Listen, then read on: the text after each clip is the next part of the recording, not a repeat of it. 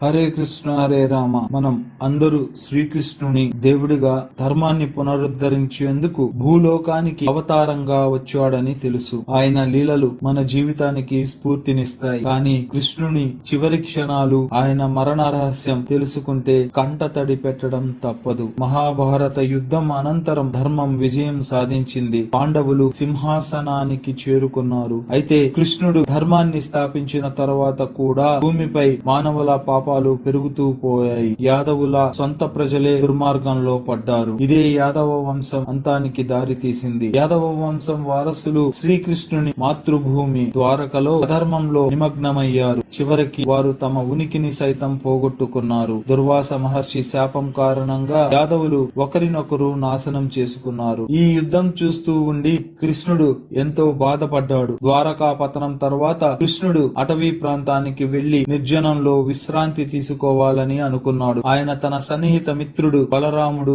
సర్వాన్ని వదిలి ధ్యానంలో లీనమై జలంలో లీనమయ్యాడు. ఇది కృష్ణుడికి ఒక సంకేతం, ఆయన సమయం సమీపించి ఉందని. ఆ అటవిలో శ్రీకృష్ణుడు ఒంటరిగా తిరుగుతూ ఉండగా ఒక వింత సంఘటన జరిగింది. జరా అనే వేటగాడు దూరం నుండి కృష్ణుడి కాలు చూపు తగలడంతో అది జింక కింద అనుకొని తన విల్లు నుండి అస్త్రాన్ని వదిలాడు. అది ఎవరికీ ఊహించని సంఘటన. కృష్ణుడి పాదానికి బాణం తగిలింది. కానీ ఆశ్చర్యం ఏమిటంటే ఈ సంఘటన యాదృచ్ఛికం కాదు. ఇది కృష్ణుడి భూమి మీద ఉన్న చివరి క్షణాలు. ఈ మరణం ఆయన జీవితంలోని చివరి అవతారం ముగింపుకు చిహ్నం. జరా అనే వేటగాడు కృష్ణుడి దగ్గరికి వచ్చి క్షమాపణలు కోరాడు. కానీ కృష్ణుడు చిరునవ్వుతో అతన్ని క్షమించారు. నీ బాణం నాకు విడిచినది యాదృచ్ఛికం కాదు, ఇది దేవతలు నాకిచ్చిన శాపం. కాలం వచ్చినప్పుడు ఇది జరగాల్సిందే అని కృష్ణుడు చెప్పాడు. శ్రీకృష్ణుడు తన చివరి క్షణాల్లో భూమి మీద ధర్మం స్థాపించడం వల్ల తనకున్న తీర్పు పట్ల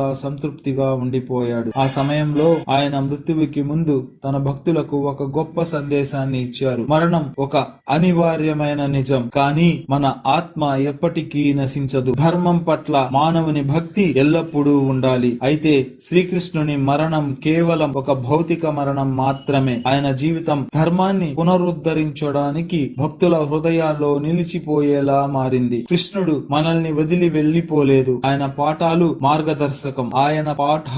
మార్గదర్శనం ఎల్లప్పుడూ మనలోనే ఉంటాయి. కృష్ణుడి మరణ రహస్యం మనకు నేర్పినది ఏమిటంటే జీవితం తాత్కాలికమైనది, కానీ ధర్మం, ప్రేమ, భక్తి ఎప్పటికీ శాశ్వతం. శ్రీకృష్ణుని జీవితం ఒక సమస్త మానవాళికి ఆదర్శం. శ్రీకృష్ణుని మహిమలు, ఆయన జీవితానికి సంబంధించిన మరిన్ని విశేషాల కోసం మా ఛానల్ ని సబ్స్క్రైబ్ చేసుకోండి. థ్యాంక్ యూ అండి.